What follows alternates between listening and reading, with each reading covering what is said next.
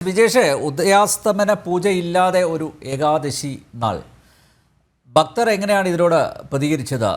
വിജേഷ്, എന്തായാലും വൈകിപ്പോയി, പക്ഷേ എങ്കിലും നേരത്തെ ആർ വി ബാബു ചൂണ്ടിക്കാണിച്ചതുപോലെ ഏകാദശി നാളിൽ തന്നെ പോസിറ്റീവായിട്ടുള്ള ചില പരാമർശങ്ങൾ രാജ്യത്തെ പരമോന്നത നീതിന്യായ പീഠത്തിൽ നിന്ന് ഉണ്ടാവുക എന്നുള്ളത് ഭക്തജനങ്ങളെ സംബന്ധിച്ചിടത്തോളം ആഹ്ലാദകരമായിട്ടുള്ളൊരു വസ്തുത തന്നെയല്ലേ? തീർച്ചയായിട്ടും ഭക്തരുടെ പ്രാർത്ഥനയ്ക്ക് ഫലം കണ്ടു തുടങ്ങി എന്നുള്ളതാണ്. കേരളത്തില് ഉള്ള ഹിന്ദുക്കളുടെ ഗതികേടാണ് ഈ ക്ഷേത്രാചാരങ്ങളെ സംബന്ധിച്ച് കോടതിയുടെ മുറ്റത്ത് ചെല്ലേണ്ടി വരുന്നത്. അതിനു വേണ്ടിയിട്ട് ആചാരം സംരക്ഷിക്കാൻ ഭക്തർക്ക് പ്രാർത്ഥിക്കേണ്ടി വരുന്നത്, അതൊക്കെ കേരളത്തിന്റെ ഒരു സാമൂഹ്യ സാഹചര്യമാണ്. ഇവിടെ വിഷയം നൂറ്റാണ്ടുകളുടെ പഴക്കമുള്ള ഒരു ആചാരം മാറ്റുന്ന സമയത്ത് അതിന് നേരത്തെ ബാബുച്ചേട്ടൻ പറഞ്ഞ പോലെ ആചാര്യന്മാരുടെ ഒരു സദസ്സ് വിളിക്കണം എന്നുള്ള ഒക്കെ നല്ല ധാരണ ഉള്ള വ്യക്തിയാണ് ദിനേശൻ നമ്പൂതിരിപ്പാട്. പക്ഷെ അദ്ദേഹം കൂടി ചേർന്ന ദേവസ്വം ഭരണസമിതിയുടെ ഒരുപാട് വർഷത്തെ ഗൂഢാലോചനയുടെ ഫലമാണ് ഒരു എക്സിക്യൂഷനാണ് സത്യത്തിൽ ഈ ഏകാദശി ദിവസം നടത്തിയത്. അതില് കേവലം ഭരണസമിതി മാത്രമല്ല, അതില് ചില പ്രധാനപ്പെട്ട ഉദ്യോഗസ്ഥന്മാരും അടക്കമുള്ള ആൾക്കാരുടെ കൃത്യമായിട്ടുള്ള തിരക്കഥയ്ക്കനുസരിച്ചാണ് ഈ കണ്ട വർഷങ്ങളിൽ നടത്തിയ തിരക്കഥയ്ക്കനുസരിച്ചാണ് ഈ പ്രാവശ്യം ഉദയാസ്തമന പൂജ ഇല്ലാത്ത ഒരു ഏകാദശി സംഭവിച്ചത്. ഭക്തർക്ക്, പ്രത്യേകിച്ച് വിശിഷ്യ ഗുരുവായൂർക്ക് അതിൽ വലിയൊരു വേദനയുണ്ട്. കാരണം വെച്ചാല് അവരുടെയൊക്കെ ഇത്രയും കാലത്തെ ജീവിതത്തില് അവർ കണ്ട് വളർന്നു വന്ന ഒരു ചിട്ടയിൽ നിന്ന് ഒരു വ്യത്യാസം വന്നതാണ്. ഒരു ദേവസ്വം ഭരണസമിതി കാരണം പറയണത് ഭക്തർക്ക് കയറി തൊഴാൻ പറ്റുന്നില്ല, അസൗകര്യം എന്നാണ് പറയണത്.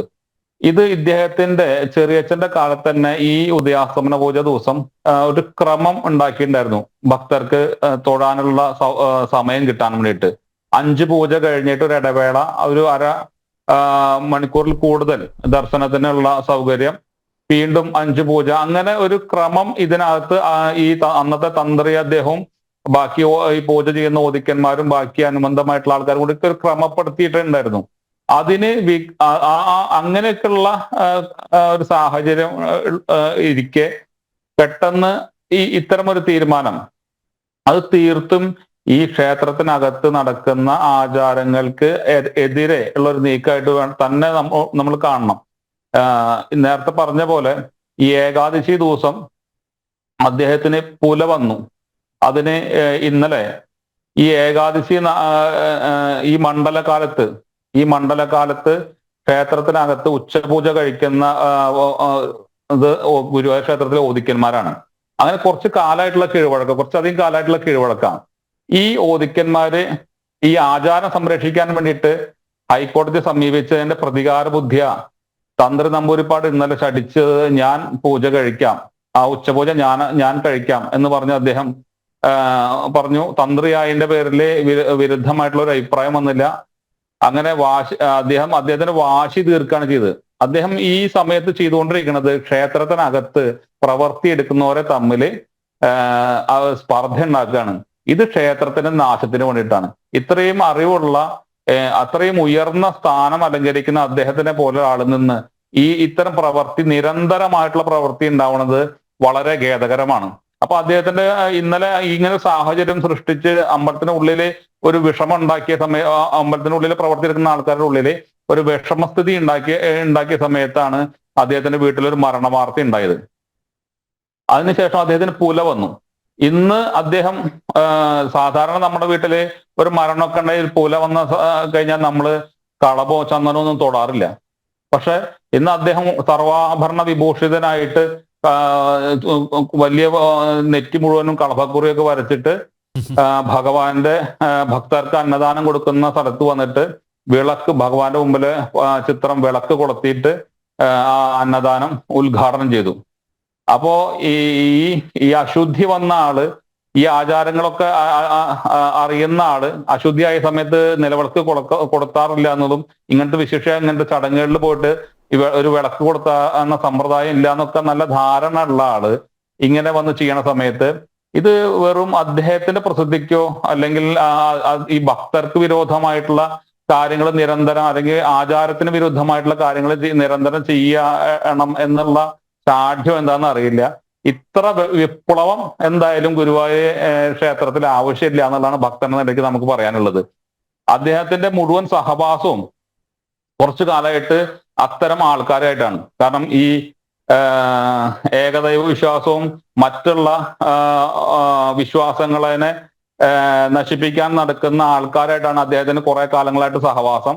അവരുടെ സ്ഥാപനങ്ങളിലെ സ്വകാര്യ പൂജകൾക്ക് വിദേശത്ത് പോകലൊക്കെയാണ് അദ്ദേഹത്തിന്റെ പ്രധാന പരിപാടി. അപ്പൊ അങ്ങനെ വിദേശത്ത് പോണ സമയത്ത് പ്രായശ്ചിത്തം എന്ന നിലയ്ക്ക് കൃച്ഛ്രം എന്ന് പറയുന്ന ഒരു പ്രായശ്ചിത്തം ചെയ്യും ഇവര്.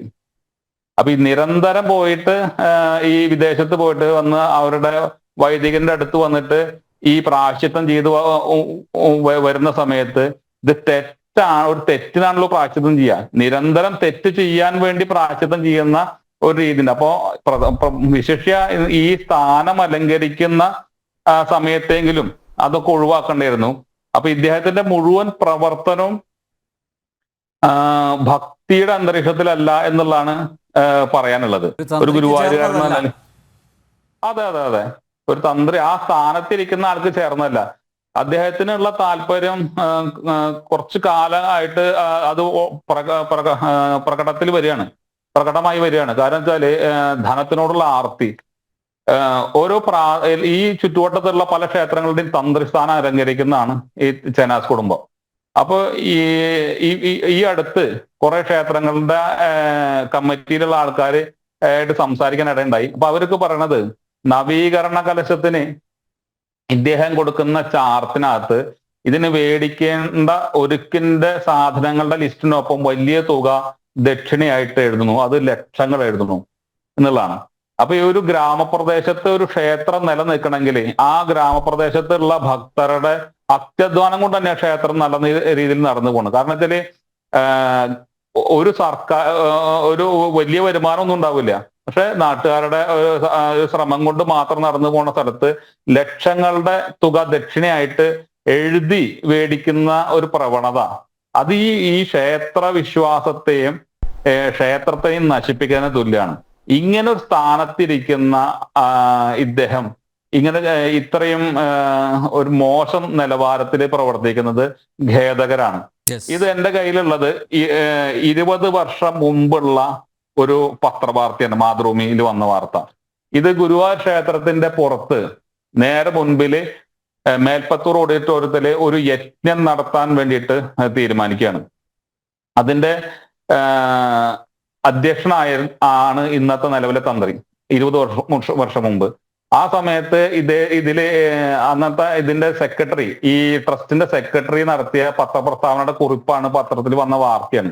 ഇത് വിവാദമായപ്പോ ഒഴിവാക്കണം. കാരണം വെച്ചാല് പൈസ വെച്ചിട്ട് സ്വർണത്തിന്റെ ഏലസ് 10,000 രൂപ, വെള്ളിയുടെ ഏലസ് 5,000 രൂപ, ഒരു ദിവസത്തെ പൂജ 2 ലക്ഷം രൂപ, ഇങ്ങനെ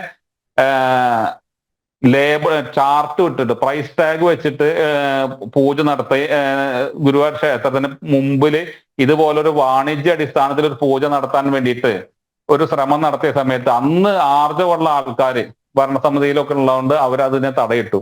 അപ്പൊ ഈ ധനത്തിനോടുള്ള ആർത്തി അന്നുണ്ട്. ഇത് തന്നെയാണ് അദ്ദേഹത്തിന് ഈ നിലയിലേക്ക് കൊണ്ടുവന്നിട്ടുള്ളത്. ദൗർഭാഗ്യം എന്താന്ന് വെച്ചാല് നാളിതുവരെയുള്ള ഒരു തന്ത്രിമാരും ക്ഷേത്രത്തിന്റെ ആചാരത്തിന് കളങ്കം വരുന്ന ഒരു കാര്യത്തിനും ഭരണസമിതിക്ക് കൂട്ടുനിന്നായിരുന്നില്ല. പക്ഷെ ഇദ്ദേഹം അതിനുവേണ്ടി കൂട്ടു നിൽക്കുക എന്നുള്ളതാണ്.